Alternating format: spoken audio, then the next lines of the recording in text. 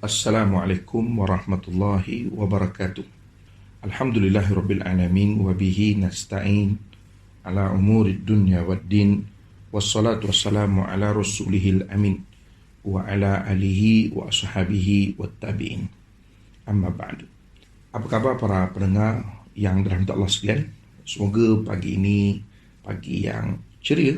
Macam biasa, kita walaupun mungkin semalam suasananya lain sikit berbanding hari ini atau mungkin minggu sudah hari yang sama, mungkin suasananya agak sedikit berbeza kerana mungkin minggu sudah kita sambil naik kereta, sambil bersiap, boleh mengunyah, minum teh dan sebagainya. Tapi pagi ini agak suasana berbeza sikit kan, sebab hari ini semua kena berhenti makan. Dan Alhamdulillah, walaupun suasana yang berbeza, tapi saya percaya kita masih mengekalkan mood semangat untuk kita bekerja, yang di rumah, ibu-ibu, kakak-kakak, makcik-makcik yang masih terus bekerja, menyiapkan, kata orang bersilat nak menyiapkan anak, suami, keluarga sebagaimana hari biasa. Dan mungkin yang dalam kereta, dalam perjalanan menuju ke tempat kerja pun masih terus bersemangat. Kita kena ingat, orang Islam, walaupun kita dalam keadaan sekarang kita kata tak makan, tak minum, dia tidak mengubah kita punya mood, kita punya feel, kita punya semangat sama. Bahkan orang Islam dia kena rasa lebih kuat, lebih semangat bila dalam keadaan ibadah. Jadi Alhamdulillah, kira-kira pagi ini bersama dengan saya Ustaz Arianto Rizal Rahman dalam motivasi pagi di Radio IKIM FM. Di Radio IKIM. Baik, para pendengar yang dirahmati Allah sekalian, pagi ini kita nak bercerita tentang muflis. Biasanya kalau kita cerita tentang muflis ni, tergambarlah dalam fikiran kita tentang kawan-kawan kita yang tak boleh keluar negara kerana muflis, atau mungkin sesaudara mara kita, orang yang terdekat dengan kita yang dah jadi susah, sebahagian daripada urusan mereka jadi payah kerana muflis. Tapi saya ingat okey lagi, kerana dia hanya muflis dunia saja. Kerana muflis dunia ni, kata orang walaupun susah, masih lagi kita tengok sebahagiannya enjoy lagi kan. Boleh ke mana-mana, cuma mungkin tak boleh keluar negara, tak boleh nak buat loan, mungkin. Tapi yang kita nak bercerita tentang muflis ini, kita nak bercerita tentang muflis di akhirat nanti.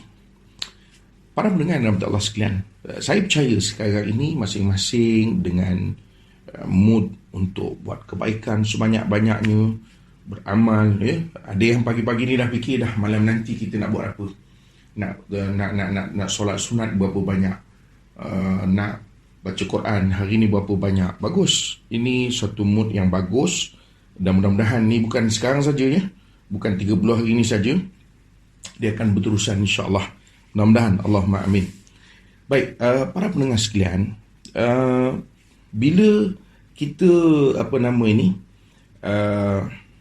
dalam sibuk kita beramal ini, satu perkara yang jangan lupa, kita sebagai orang yang beramal, jaga amal kita. Kerana saya teringat ada sebuah hadis Nabi SAW ketika mana Nabi sedang bercakap dengan para sahabat. Kata Nabi SAW, kalian tahu tak mafhumnya? Kalian tahu tak siapa orang yang muflis? Para sahabat ni jawablah, ya Rasulullah, orang muflis pada kalangan kami ni orang yang tak ada duit, man la dirhamalahu wala mata'a, harta pun tak ada. Tapi Rasulullah SAW bukan nak muflis yang itu.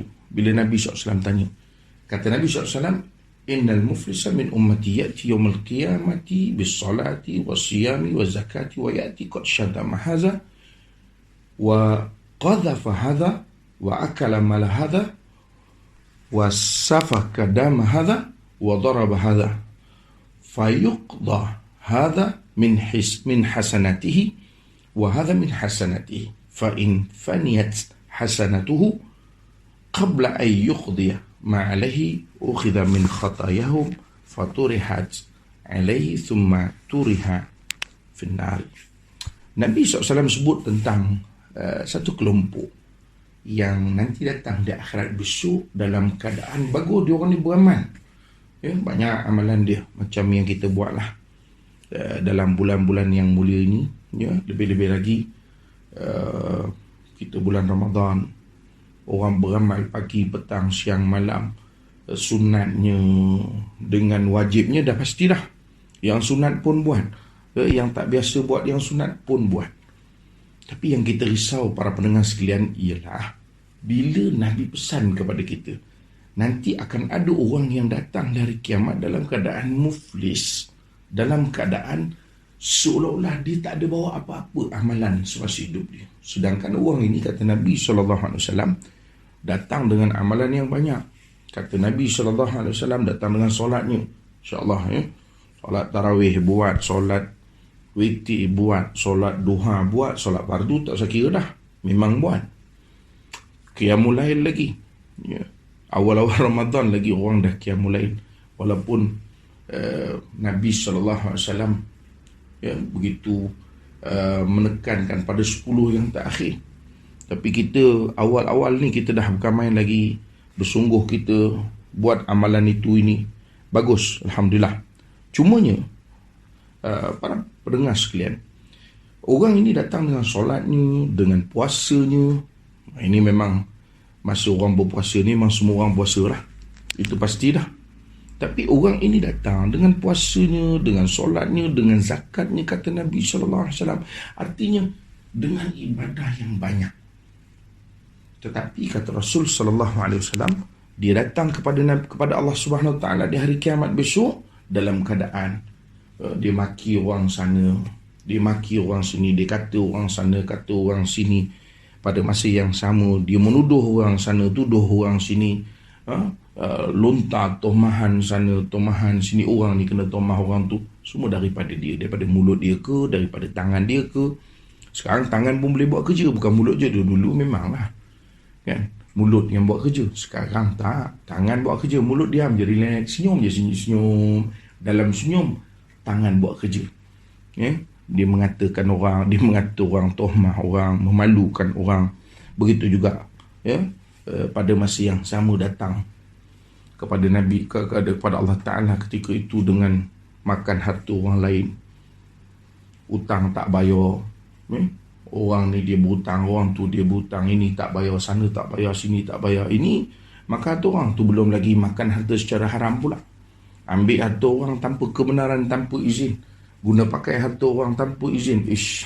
Orang ni Nabi kata pesan hati-hati, hati-hati. Sebab tu saya sebut yang nak kena hati-hati ni kita, orang yang beramal. Kerana orang tak beramal, dia kita tak perlu risau dah. Kerana memang ialah apa benda yang dia nak risaukan tentang harta-harta dia, ataupun apa yang akan dia bawa, kerana dia memang tak ada apa. Ini yang kita ni, yang semangat, yang Masya Allah, kan? Kata orang tu sungguh-sungguh beramal, tiba-tiba besok, apa kata Nabi SAW, orang ini datang, orang ambil, orang datang, dia kata, ya Allah, orang ini dulu memang dia rajin puasa, dia rajin sembahyang, tapi orang ni pernah mengata saya. Buktinya apa ni? Tengok Facebook saya, ada lagi tulis ni, nama saya pun dikaitkan, dia sengaja malukan saya dan sebagainya. Allah Ta'ala nanti ketika itu Allah akan ambil kebaikan-kebaikan kita. Solat sunat yang kita buat, qiyamul lail kita buat, ya, solat duhanya, solat-solat sunat, solat-solat wajib punya pahala pun semua diambil dan diberi kepada orang yang kita kata, yang kita maki, yang kita tohmah tadi. Dan pada ketika itu kata Nabi SAW, sampailah kita punya pahala ni tak ada. Punyalah letih ni para pendengar sekalian, kita duk buat, orang lain beramal relax-relax aja, kita beria beramal sungguh-sungguh, kata orang, sampai lebam lah kita punya dahi ni. Ada orang kadang-kadang nak punya lebam dahi ni sampai ditekapnya kepada tempat tikar sembahyang tu. Lala bukan dahi yang lebam, bercorak dahi tu mengikut tikar tu.